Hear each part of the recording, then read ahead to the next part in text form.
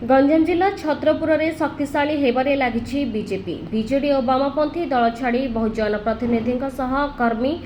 और नेता बीजेपी रे सामिल होती। आज श्रीरामचंद्रपुर पंचायत रे बीजेपी पक्षर मिश्रण पर्व आयोजित होता। एथिरे मुख्य अतिथि भाव गंजाम जिला बीजेपी सभापति सरोज सावत और सम्मानित अतिथि भाव कृष्णचंद्र नायक जोग देथिले। भारतर प्रधानमंत्री नरेंद्र मोदी सबका साथ सबका विकास रे विश्वास करी एवं छत्रपुर विधायक कृष्णचंद्र नायक विकास को कार्य को अनुसरण करी श्रीरामचंद्रपुर सरपंच एस संजीव रेड्डी और युवनेता अमर बेहरा समेत पंचायतर बहु वार्ड सभ्य सभ्या विभिन्न ग्राम कमिटी सभापति आगधाड़ी नेता एवं बहु जनसाधारण माने बीजेडी और वामपंथी दल छाड़ी भारतीय जनता पार्टी रे सामिल होइछन्ते। विधायक कृष्ण नायक सेमानकु दली उत्तरीय और टोपी पिंधाई दल रे सामिल हेबा परे दल आहुरी मजबूत हेब। आगामी दिन में एभली विकास धारा को चालू रहिबो। आउ किछि दिन पर छत्रपुर निर्वाचन मंडल रे आउ विरोधी रहिबे नाही बोली कहिसंते विधायक। श्रीरामचंद्रपुर पंचायत युव सरपंच अच्छे आपण मैंने जानते संजीव भाई विजु जनता दल छाड़ी आज बीजेपी रे आज योगदान देछि। सर्वप्रथम मुझे अभिनंदन शुभेच्छा जनाऊँगी। श्रीरामचंद्रपुर पंचायत बहुत वार्ड मेंबर गाँ कमिटी सभापति समस्त नेतृवृंद को आज बीजेडी छाड़ी समस्ते बीजेपी रे योगदान देइछन्ति। सेतिपय मु तांको अभिनंदन शुभेच्छा धन्यवाद जनाऊँगी। एठी भारत वर्षर प्रिय प्रधानमंत्री नेतृत्व रे मोहन माझी सरकार नेतृत्व जो भली भाव जनसाधारण काम होछि आपण माने देखिथिबे जानिथिबे भी एक विकसित गाँ विकसित ओडिशा जो भली भाव सीएमएस फंड कथा हो एमएलए फंड कथा हो जो भली भाव पंचायत स्तर को जो भली भाव मजबूत करने मोहन माझी सरकार जो निष्पत्ति नहीं एटी आपण माने देखिथिबे प्रधानमंत्री आवास योजना कथा हो एटी आपण माने जो भली भाव जनसाधारण जो भली भाव काम कर सरकार भारतीय जनता पार्टी सरकार मोहन माझी सरकार को इच्छा शक्ति देखी समस्त भारतीय जनता पार्टी रे योगदान एठी आमे कहिला बेले गोटे कथा राज्य सभापति मनमोहन सामल गोटे कथा कहि दैछन्ति आमे समस्ते भारतीय जनता पार्टी सरकार पई काम करिबा जनसाधारण काम करिबा जनसाधारण समस्या जो भली भावे ठीक भाव रे हेई परिबो से समस्या कथा भी आमे चिंता करिबा। एठी आपण मानक देखिबे आम सरकार आसिला पर आयुष्मान कार्ड कथा एठी अंत्योदय गृह योजना कथा एठी प्रधानमंत्री आवास योजना कथा एठी प्रधानमंत्री सड़क योजना कथा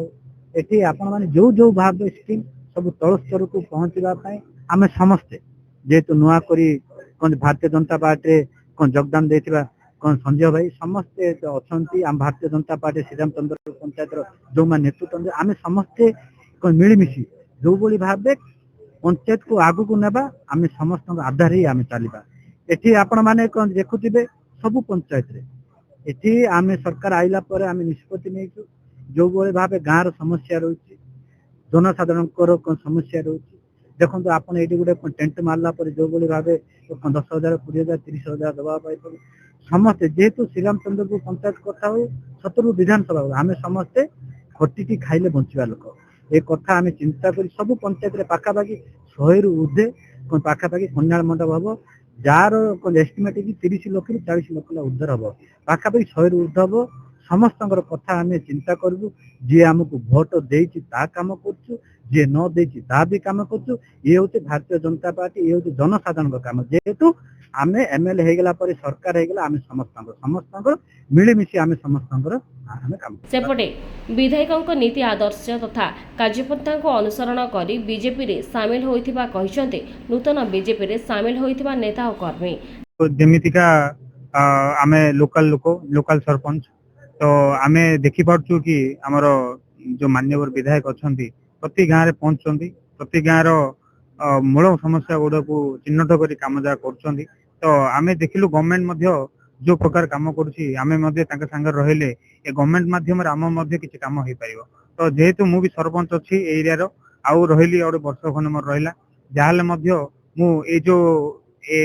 बीजेपी मिसिले जो भारतीय जनता पार्टी जे जोड़ा कि गोटे मंच होची आम मानक पई कि भल मंच गोटे हो पाउची कि आमे लोक मानकर साधारण लोक मानकर काम करि पारिबु तो आमे फील कलु तो मु भी फील कली कि मो लोकंग मध्य समस्त धरिक आनी आज भारतीय जनता पार्टी भाग ने कि आउ गोटे काम करी बेली मु आशा करछि सेते मु आज योगदान करी। जिला संपादक एन दुर्योधन रेड्डी संयोजन मिश्रण पर्व अनुष्ठित होता। यह कार्यक्रम में अन्य मध्य भाजपा गंजाम जिला साधारण संपादक पद्मचरण साहू संपादक बसंत कुमार बेहरा समेत बहु छामुआ नेता माने उपस्थित थे। आज छत्रपुर निर्वाचन मंडल रो श्रीरामचंद्रपुर पंचायत रे एक महा मिश्रण पर्व होईची। मिश्रण पर्व रे आज अनेक ग्रामर मुखिया माने सरपंच समिति एवं अनेक नेतृत्व आज भारतीय जनता पार्टी सामिल होती। मते गोटे खुशी लगुच जे दिने या वामपंथी विचारधारा गढ़ थिला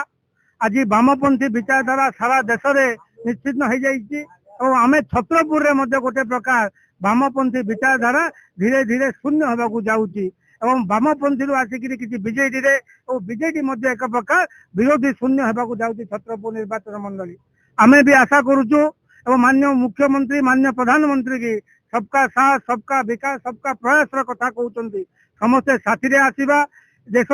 ए राज्य आम पंचायत पाई जन मन धन पूर्वक कार्य करवा आ फल ही आमर पंचायत रु आरंभ करके छत्रपुर विधानसभा राज्य और देशर विकास हम ये जो भावना भारतीय जनता पार्टी अच्छी से लोक आग्रह सहित आज भारतीय जनता पार्टी रे दल मत निर्विशेष